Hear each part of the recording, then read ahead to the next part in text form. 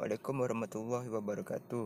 Saya akan menjawab soalan fizik Teraya Kelantan 2020 nombor 7. Soalannya adalah rajah 7.1 menunjukkan susunan radas yang digunakan untuk menyiasat hubungan antara tekanan dan suhu gas bagi jisim yang tetap pada isi padu mala. Sudah pada soalan ini kita dapat tahu yang soalan ini adalah berkaitan dengan tajuk hukum gas. Dalam fizik terdapat 3 hukum gas yang kita belajar, iaitu hukum Boyle, hukum Charles dan juga hukum tekanan. Soalan A, namakan hukum gas yang terlibat dalam eksperimen ini. Cara mudah untuk kita tahu hukum gas yang terlibat dalam eksperimen adalah kita buat sama yang macam cikgu ajar, iaitu dengan menggunakan kaedah ini. Untuk cara mudah untuk ingat adalah guna PVC, iaitu perut buncit saya, dan di bahagian dalam kita tulis PV per T, iaitu pressure, volume dan juga temperature. Dalam soalan ini dia kata untuk menyiasat hubungan antara tekanan dan suhu gas. So, tekanan adalah pressure, suhu adalah temperature.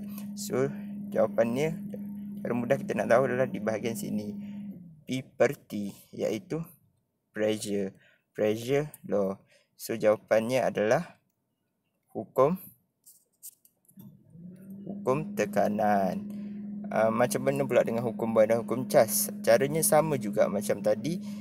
Hukum Boyle iaitu B kita tengok daripada bahagian atas, iaitu P darab V, iaitu pressure darab volume. Manakala hukum Charles adalah V per T, iaitu volume per temperature. Bagi soalan ini jawapannya adalah hukum tekanan, iaitu P per T. Soalan seterusnya, berdasarkan eksperimen dalam rajah 7.1, dapatkan graf tekanan gas P melawan suhu mutlak T. Untuk menjawab soalan graf ni, kita kena tahu dulu hubungan graf bagi hukum gas tersebut. Bagi hukum tekanan, P adalah berkadar terus dengan T. So, jawapannya akan jadi, graf dia akan jadi macam ni. Tapi kena make sure satu perkara, iaitu kita kena tengok unit bagi suhu. Sebab kadang-kadang soalan dia bagi suhu Kelvin, kadang-kadang juga dia bagi suhu darjah Celsius. Bagi soalan ni dia bagi unit suhu Kelvin. Suhu Kelvin tak jadi masalah sebab unit SI bagi suhu adalah Kelvin. Tapi akan menjadi masalah adalah apabila dia bagi suhu tu dalam darjah Celsius, iaitu yang macam ni. Kita semua tahu yang darjah Celsius adalah berbeza dengan Kelvin. So, graf dia tak akan jadi sama macam bawah ni. Bagi graf soalan suhu dalam darjah Celsius. So, apa yang kita perlu buat? Caranya adalah kita kena tarik graf tu ke belakang dan kita kena label 273 darjah Celsius. Negatif 273. Kenapa negatif 273?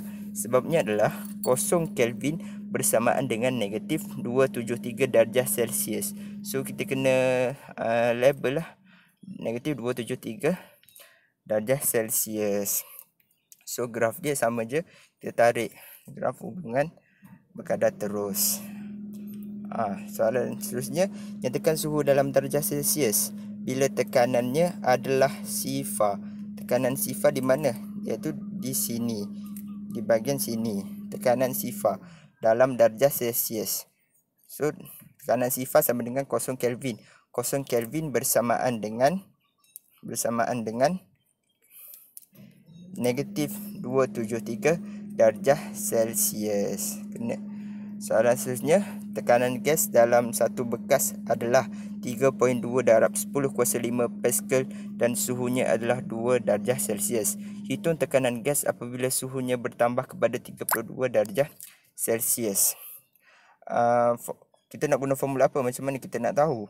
Caranya sama juga macam tadi, kita balik semula kepada kaedah ini, iaitu sebabkan soalan ni adalah hukum tekanan, so kita guna P per T, iaitu pressure law. Bagi Boyle's law kita guna P darab V. Manakala bagi Charles kita guna V per T. Disebabkan ini adalah soalan hukum tekanan, kita guna P per T. So, formula dia akan jadi macam ni, iaitu P1 per T1 sama dengan P2 per T2. So, kita masukkan dalam soalan tu kepada formula ini, iaitu hukum sebelumnya adalah 3.2 darab 10 kuasa 5 per dengan T, suhunya adalah 2 Celsius. Dia bagi dalam unit Celsius. Kita kena tukar kepada Kelvin. So 0 darjah Celsius bersamaan dengan 273 Kelvin. So 2 Celsius adalah 273 tambah 2, jadilah 275 Kelvin per P2. P2 kita tak tahu, kita nak cari. Sebab di sini kata hukum tekanan gas apabila suhunya bertambah kepada 32. Kita nak cari P2 tu.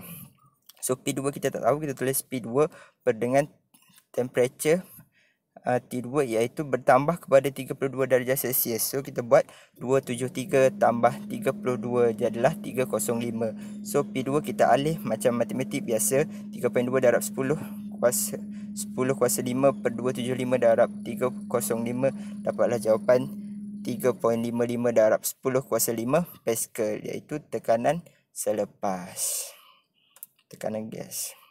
So soalan seterusnya, Rajah 7.2 menunjukkan sebuah periuk yang boleh berfungsi sebagai periuk tekanan.